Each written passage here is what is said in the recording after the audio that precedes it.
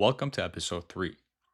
In today's episode, we're going to dive a little deeper into the framework of archetypal football, explain it a little bit more in detail so players, coaches, or fans watching or hearing this can have a better understanding of what archetypal football is all about. Before we go inside each archetype individually, you need to understand how the framework speaks. Because without the language, you'll hear the words, but miss what they're pointing to. Every player has multiple qualities, but one of them isn't a choice. It's who they are. That is the dominant archetype. Not the thing they're best at necessarily, but the thing they can't turn off. When a player is in their dominant archetype, they're not performing. They're just being. They're playing. They're authentic. But the dominant archetype doesn't operate alone.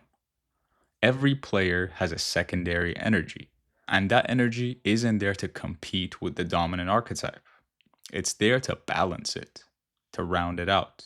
The catalyst is what gives the dominant archetype its fullest and most complete expression.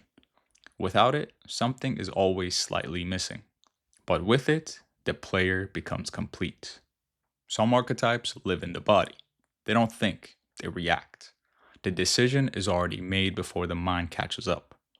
These are the instinctive archetypes, the immovable, the refiner, and the inferno. Players who engage with the game primarily through feel, impulse, and physical presence. Their intelligence isn't slower, it just speaks a different language. Others live in the mind.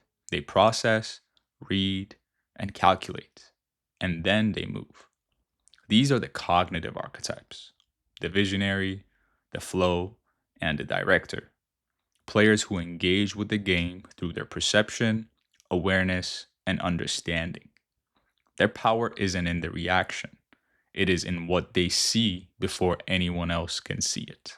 And then there's lightning. The lightning archetype doesn't belong in one category because a lightning player can express qualities and attributes from either one of these archetypal groups. In one moment, pure instinct, explosive and immediate. In another, a player of sharp awareness who has already read what's coming before it arrives.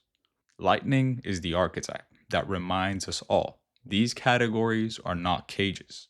They are simply a language for understanding where a player is most alive. And all of this will only mean something when a player knows who they are. Alignment isn't a tactic or a system, it's authenticity. It's the confidence and ease that comes when a player understands who they are, what they bring, and where they belong within a team and within the game of football itself. You can see it before they can explain it. When a player is aligned, everything they do looks inevitable, effortless even in the hardest moments. When they're not, even the right decisions can look forced. The gap between who the player truly is and how they're being asked to show up, that is exactly where most of the potential and talent quietly goes to waste. And now that you have the language, it's time to go inside.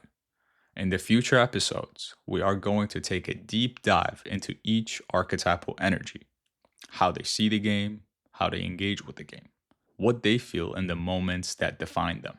Because when you truly understand what each archetype carries, the game will never look the same again. Stay aware, stay aligned, and until next time, peace.